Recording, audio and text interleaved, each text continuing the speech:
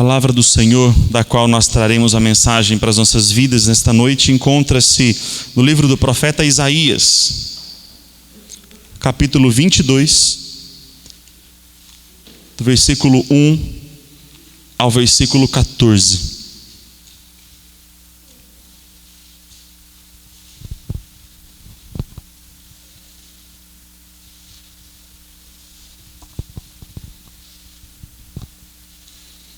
Livro do profeta Isaías, capítulo 22, versículos 1 a 14.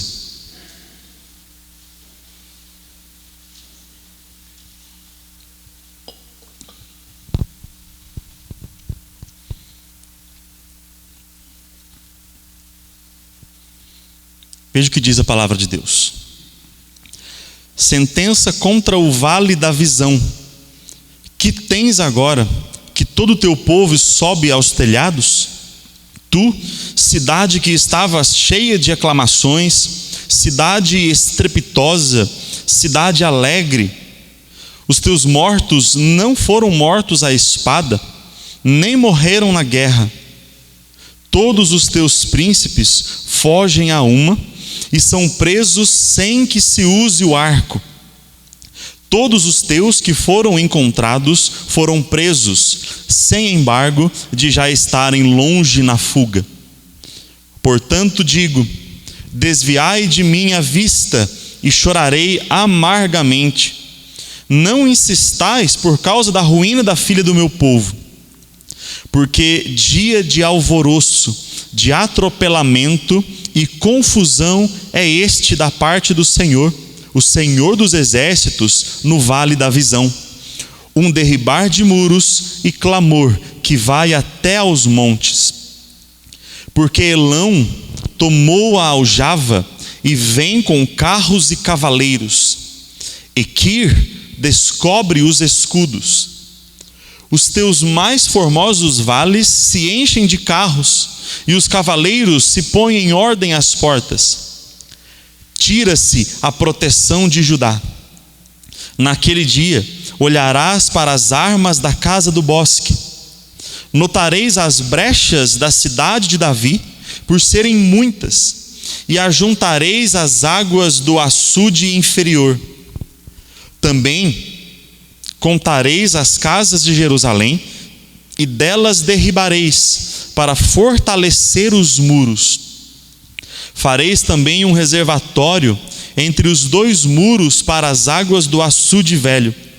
Mas não cogitais de olhar para cima, para aquele que suscitou essas calamidades, nem considerais aquele que há muito as formou. O Senhor dos exércitos vos convida naquele dia para chorar, prantear, rapar a cabeça e cingir o cilício. Porém é só gozo e alegria que se vem. Matam-se bois, degolam-se ovelhas, come-se carne, bebe-se vinho e se diz: comamos e bebamos, que amanhã morreremos.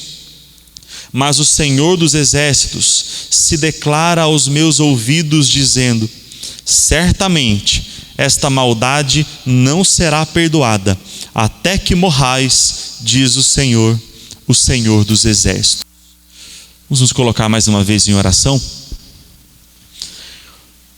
Querido Deus, nós agradecemos pelo privilégio que temos novamente de ouvir a voz do Senhor através da Tua palavra, de poder receber a mensagem da parte do Senhor através daquilo que o Teu Santo Espírito inspirou homens para deixarem ao Teu povo como palavra, como direção de Deus.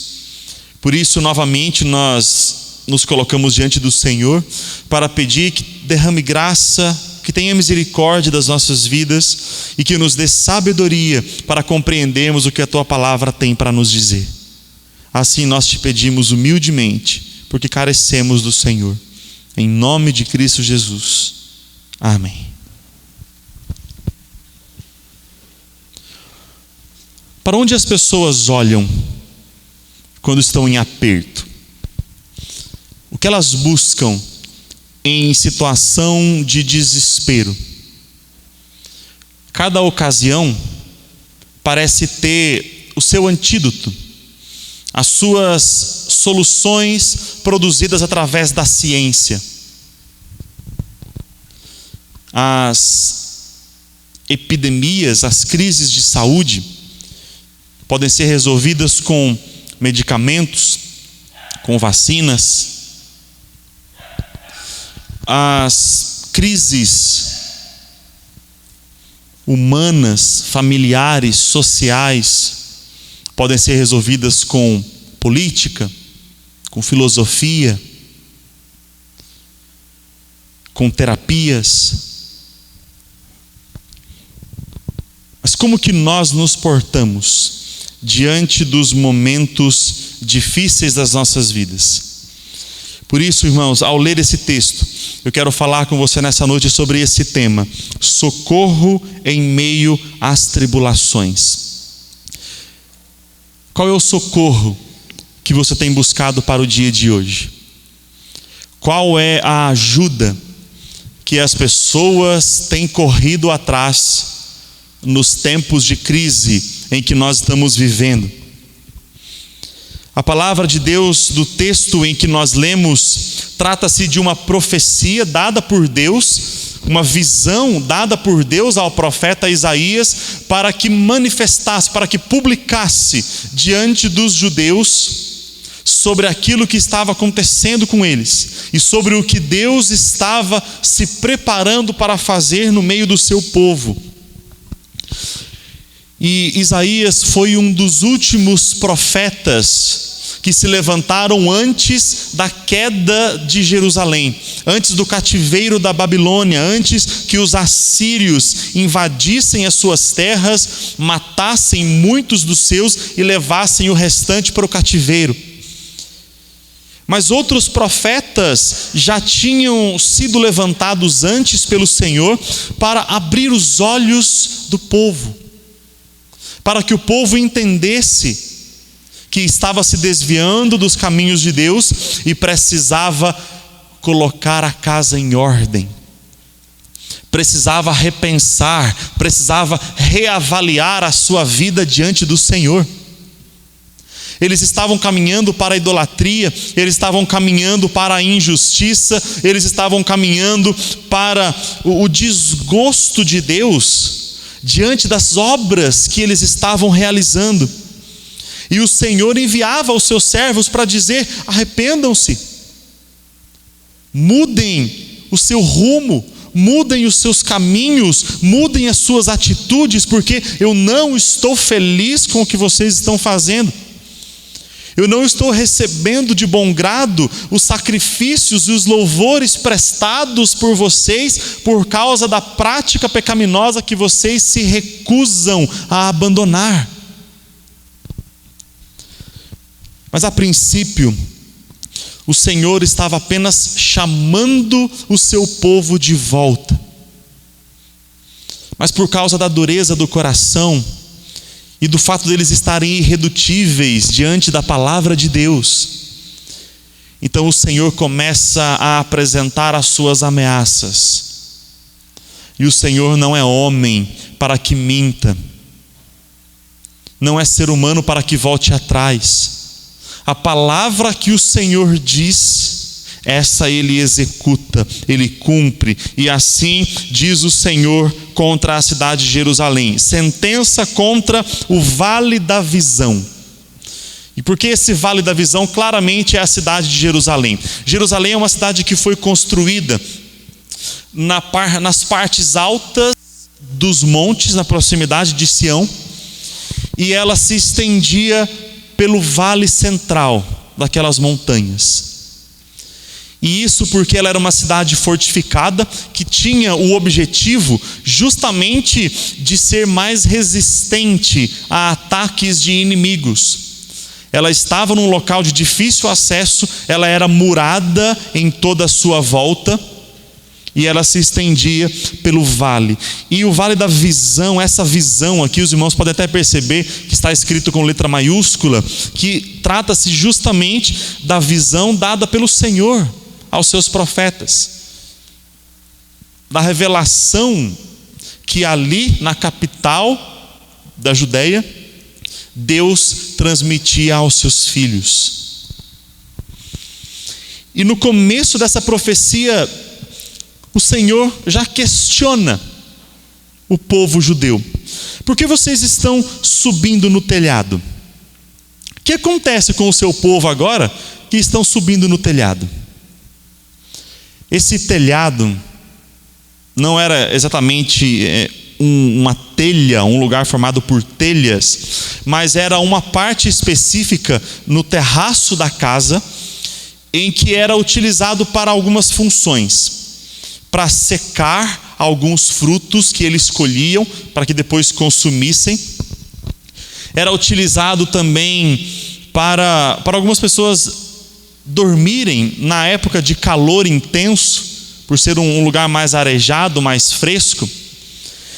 Mas principalmente era utilizado pelos judeus como um lugar de comemoração, onde eles subiam para celebrar alguma vitória, né? E todos se viam subindo aos telhados das suas casas.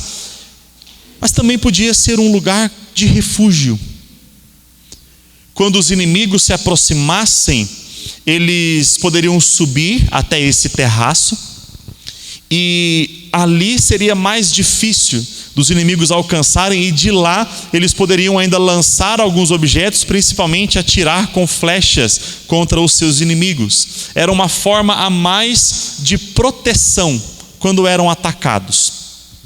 E o Senhor questiona de uma forma irônica aquele povo, dizendo: por que vocês estão subindo nos telhados para se protegerem agora? Não eram vocês a cidade cheias de aclamações, de alegrias, de festas, de regozijos? Uma cidade estrepitosa, né? Essa palavra estrepitosa aqui refere-se a um barulho muito alto. E os judeus, quando faziam festas, eles gostavam dos sons mais altos possíveis. Tocavam instrumentos e gritavam e faziam os seus alardes para que de longe se pudesse ouvir o barulho das suas festividades. Mas então o Senhor questiona: cadê a sua alegria agora? Cadê as suas festas? Por que vocês não estão comemorando? Por que vocês estão fugindo? Por que vocês estão subindo nos telhados? O Senhor ainda diz: os teus mortos nem sequer morreram pela espada, não passaram pela guerra.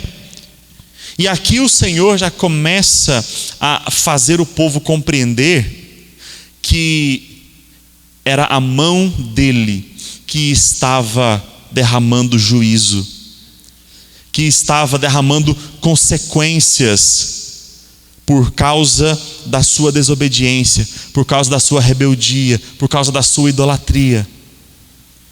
Era o Senhor que estava pesando a mão sobre o seu povo.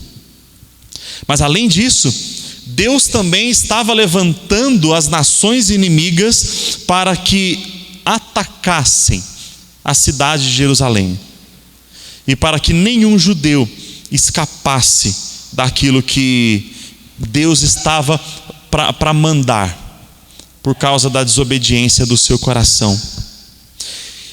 E o Senhor já diz: todos os teus príncipes fogem e são presos, sem mesmo que possam usar os seus arcos. Esses príncipes a quem o Senhor se refere não eram necessariamente os príncipes regentes da Judéia, mas os seus generais, os regentes do seu exército, dos seus soldados.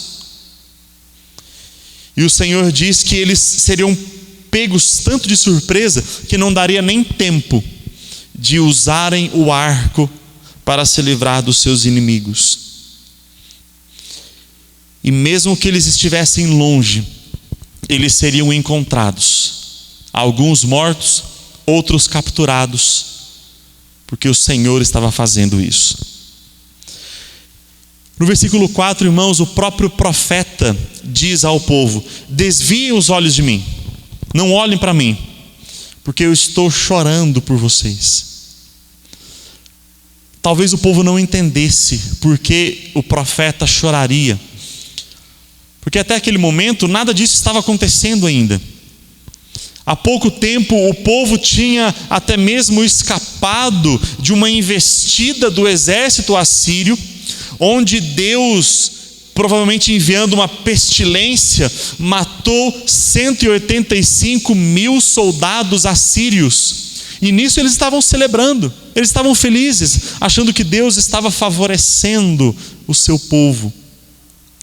Mas Isaías diz: tirem os olhos de mim, porque eu vou chorar por vocês, porque eu estou vendo o que vai acontecer daqui a pouco. E o que vai acontecer daqui a pouco é a ruína da filha do meu povo.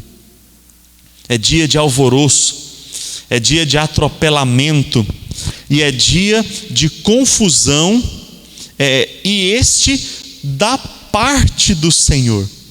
Se até aqui talvez ficasse ainda alguma dúvida de que era o próprio Deus quem derramaria juízo e quem iria pesar a sua mão sobre o povo, agora o profeta fala claramente: é o Senhor quem vai fazer tudo isso.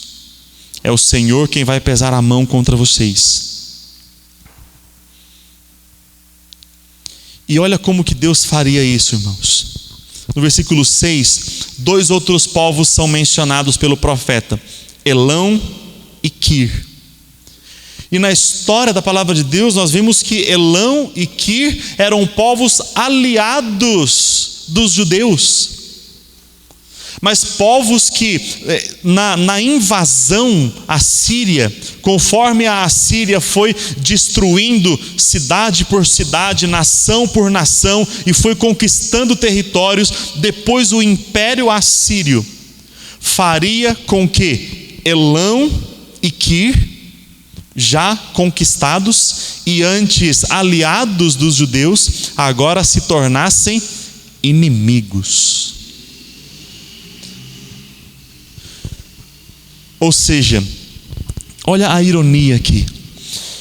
Deus usaria os próprios amigos dos judeus como instrumentos de punição contra eles.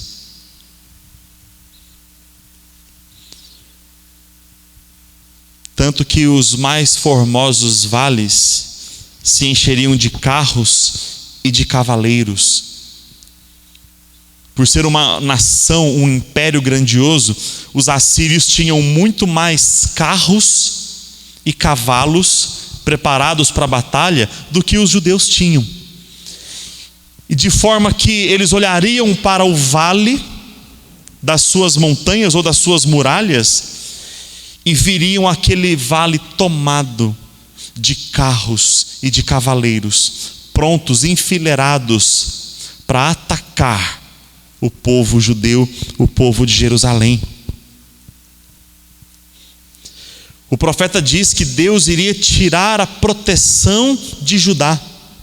Essa proteção, tanto no cuidado que Deus tinha para com o povo, mas também essa proteção que fazia com que os judeus não enxergassem os seus inimigos.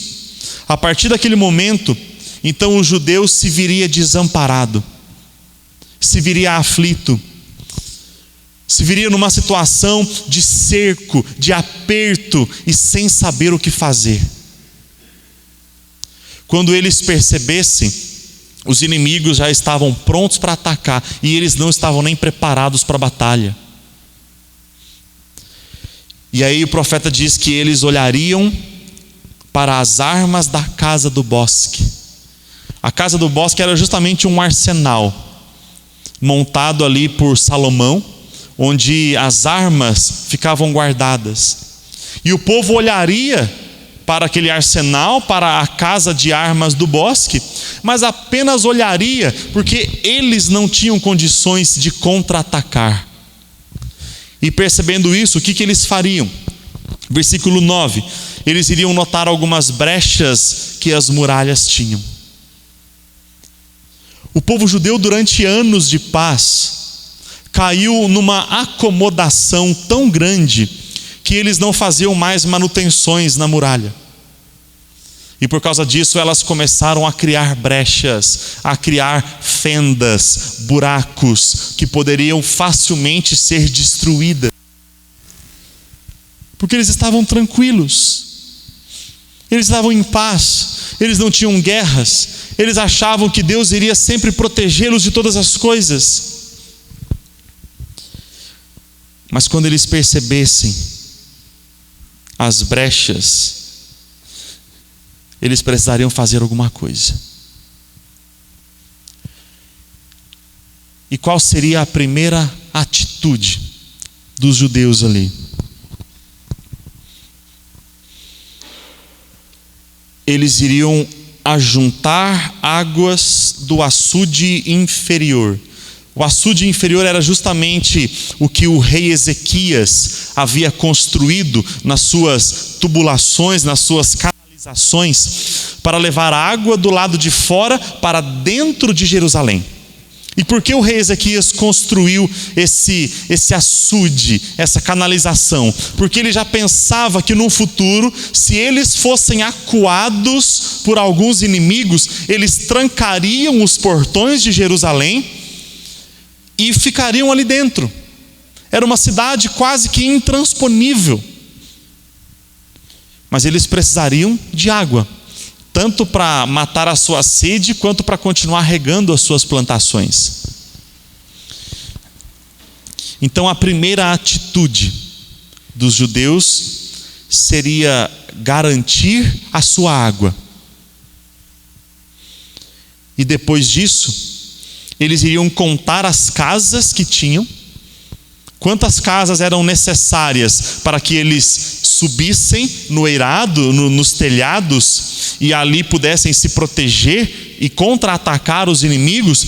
Mas as casas que não fossem necessárias, as outras casas que sobrassem, eles iriam derrubar para usar os seus tijolos, para usar as suas pedras e cobrir as fendas que existiam nas muralhas, para tentar cobrir as brechas. E eles seriam pegos tão de surpresa, de última hora, que eles não teriam condições de fazer novos tijolos, de preparar, de lavrar novas pedras. Eles teriam que usar pedras prontas, as pedras das suas casas. E assim eles tentariam se proteger, tentariam se abrigar. De forma covarde, eles iriam correr dos seus inimigos. Aquele povo que por muitas vezes obteve vitórias grandiosas, agora estaria fugindo, com medo, se acovardando.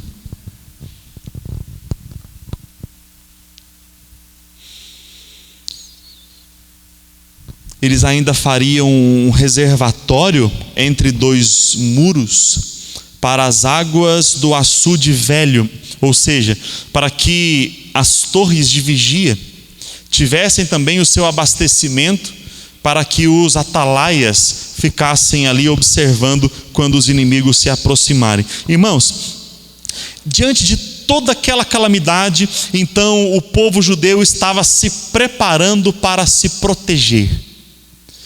Eles tiveram estratégias, pensaram em água, pensaram nos muros, pensaram nas torres, pensaram em tudo que eles poderiam fazer. Mas o profeta diz aqui a eles no versículo 11: mas não cogitais de olhar para cima.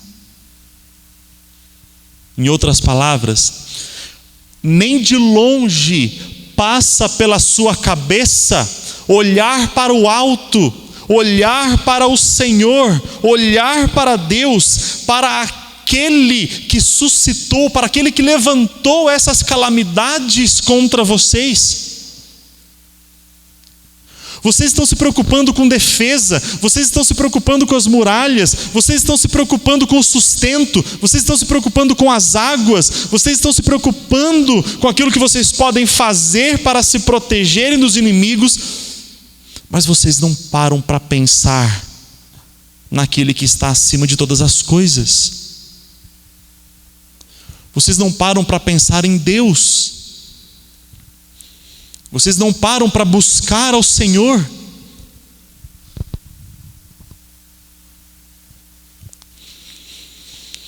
O Senhor está convidando vocês neste dia, hoje, para chorar, para prantear, rapar a cabeça e cingir o cilício e cingir os lombos com um pano de saco e de cinza.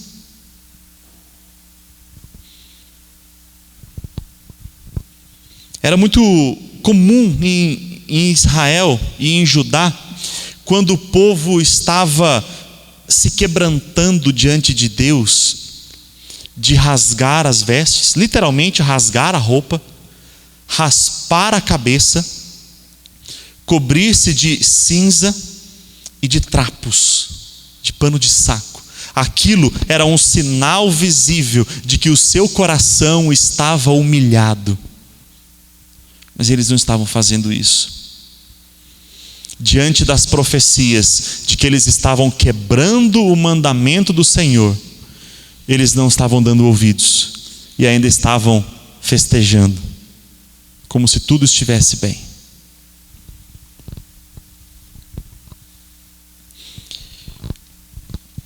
Eu acredito que na sua mente você já esteja fazendo algumas aplicações muito claras para as nossas vidas no dia de hoje.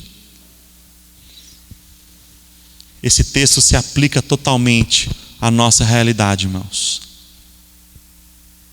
A palavra de Deus sempre foi pregada, anunciada, falando de erros, falando de pecados, falando de conversão, falando de Cristo. Mas muitas pessoas não estavam dando ouvidos. Até mesmo algumas pessoas que estavam buscando a Deus não estavam dando ouvidos. E então nós entramos num processo difícil. Desde março de 2020, isso no Brasil, em que finalmente o povo começou a perceber a seriedade da pandemia causada por esse vírus vindo da China.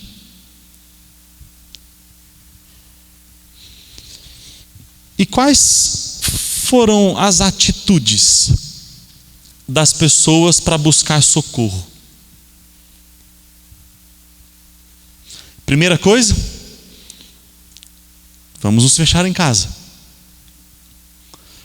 Vamos nos isolar, para que nós não sejamos pegos na transmissão desse vírus. Nós estávamos despreparados, irmãos. Nós nem pensávamos nesse vírus, na magnitude que ele pudesse causar no nosso meio. Estávamos despreparados, então vamos agora fazer alguma coisa para nos socorrer. Vamos ficar em casa, vamos usar máscaras, vamos higienizar as mãos. E então, passando-se o tempo, surgiram novas possibilidades. Vamos tomar medicamentos, vamos fazer profilaxia, vamos tomar cloroquina, hidroxicloroquina, azitromicina, vamos fazer algum tratamento precoce, ivermectina, vamos tomar remédios. Alguns laboratórios descobriram que esses medicamentos estão protegendo, fortalecendo o sistema imunológico. Mas isso não é suficiente, precisamos do quê? De vacinas. Então vão os laboratórios mais renomados, os cientistas mais inteligentes do mundo, estudar esse vírus e tentar produzir a vacina. E elas chegaram. No entanto, essas vacinas ainda estão em fase de teste. por mais que as pessoas estejam sendo vacinadas e um número crescente de pessoas sendo vacinadas, era a mesma coisa que as muralhas de Jerusalém sendo tampadas com pedras que não encaixavam. Isso é a vacina que nós temos. Ela traz um efeito positivo? Sim, mas não é o ideal. Está longe de ser 100% eficaz. E as pessoas estão dizendo: precisamos de vacina. Cristãos, vamos orar por vacina. É isso que vai salvar o povo. Vamos procurar isolamento, vamos procurar máscara, vamos tomar medicamento, vamos cuidar uns dos outros. Mas, irmãos, a maioria dos cristãos tem se esquecido de olhar para cima, tem se esquecido de buscar a Cristo. E eu não estou dizendo aqui para você tirar a sua máscara, não estou dizendo para você não tomar vacina, não estou dizendo para você não tomar medicamentos. Eu faço todas essas coisas, mas eu estou dizendo que, acima de tudo isso, mais importante do que tudo isso, olhe para aquele que levantou esse vírus, essa pandemia na terra. Foi o laboratório chinês? Foi o morcego chinês? Não sei. Eu só sei que, independentemente da fonte, ela foi só instrumento, porque quem trouxe essa pandemia para o mundo foi Deus. E não é porque Deus é um ser maligno, que Ele não se importa com o ser humano.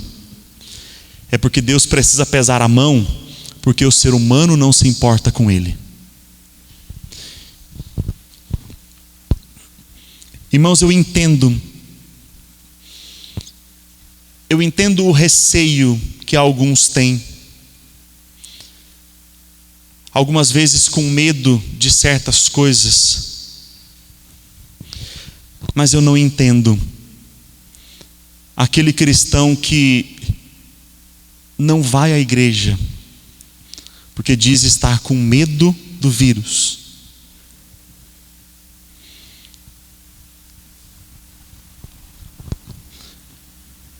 Ninguém deve entrar aqui sem nenhuma prevenção. Nós estamos aqui todos devidamente protegidos. Estamos usando máscaras, estamos medindo temperaturas, estamos fazendo higienização da sola de calçados, o que pouquíssimos lugares fazem isso. Eu acho que fora daqui da nossa igreja, talvez 1 ou 2 no máximo lugares eu tenha visto isso. Nós medimos as temperaturas, nós higienizamos as mãos, nós mantemos um distanciamento de bancos. Mas alguns dizem: enquanto não tiver vacina, eu não volto. E o triste, irmãos, é que às vezes eu vejo pessoas dizendo: eu não vou para a igreja enquanto a pandemia não acabar. Mas eu vejo essas mesmas pessoas pelas ruas, às vezes sem proteção, sem máscara, sem distanciamento, conversando com vizinhos, com outras pessoas. Então, será que realmente o vírus é que está trazendo esse medo? Ou será que os corações estão tão acomodados que as pessoas estão encontrando a oportunidade perfeita para se afastar da comunhão?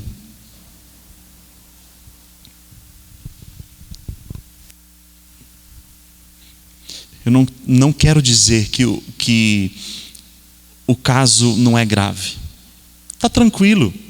Imagina, é só uma gripezinha, um resfriadinho. Eu não estou desprezando casos e dizer: se morrer, morreu, estava na hora mesmo, Deus sabe todas as coisas. Mas, irmãos, nós não paramos com todas as coisas da nossa vida. Por que nós paramos com a comunhão? Por que nós temos medo dentro da igreja e não temos medo na rua, nos comércios, nos estabelecimentos, nas reuniões de família?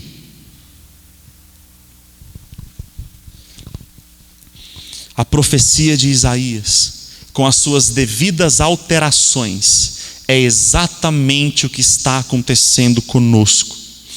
E aí eu pergunto para nós aqui, irmãos, onde nós estamos buscando socorro? Eu estou buscando socorro em casa. Eu estou buscando socorro na máscara, no remédio, na vacina. Agora eu pergunto para vocês: os açudes, as pedras que eles usaram para fechar as brechas da muralha, foram suficientes? Salvaram o povo?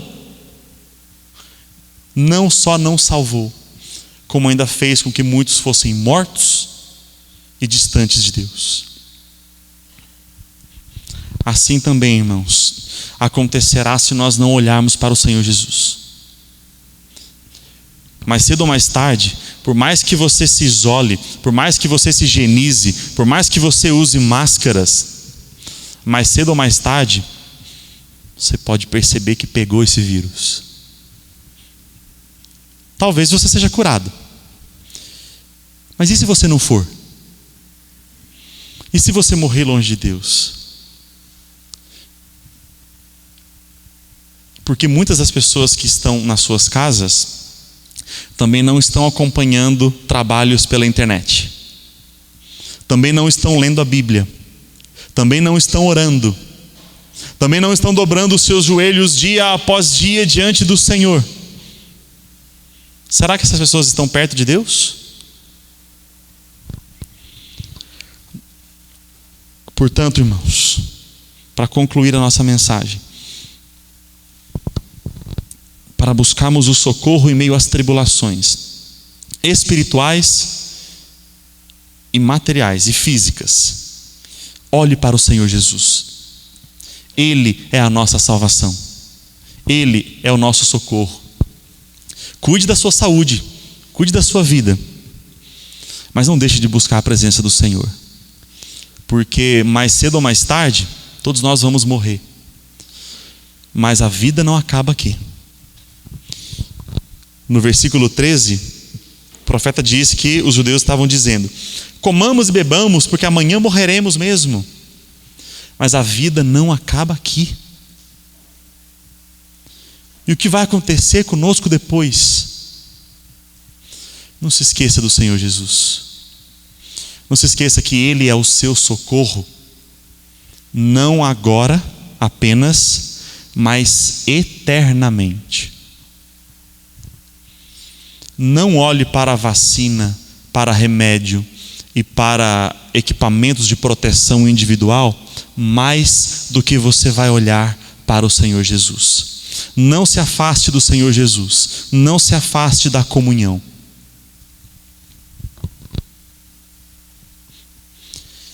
E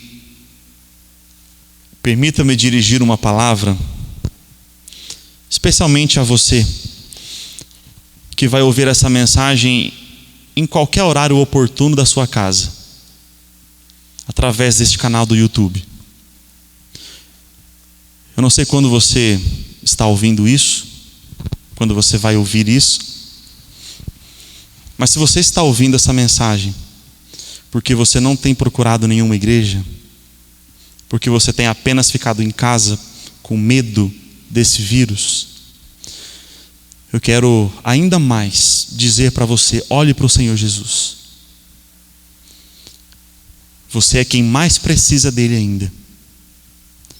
Então, não se acovarde, não tenha medo, mantenha os protocolos de segurança, mas não se isole da comunhão e da presença do Senhor Jesus. Olhe para aquele que é a proteção de todas as coisas. E que Deus abençoe cada um de nós, irmãos. Que nós continuemos firmes, olhando não para aquilo que a ciência pode produzir. Oremos para que Deus abençoe a ciência e ela traga ainda mais eficácia para a vacina. Mas olhemos principalmente para aquele que pode salvar tanto o corpo, mas principalmente a nossa alma. Isso a ciência não pode fazer. Que Deus nos abençoe e que nós sejamos firmados através do nosso Senhor Jesus Cristo. Amém?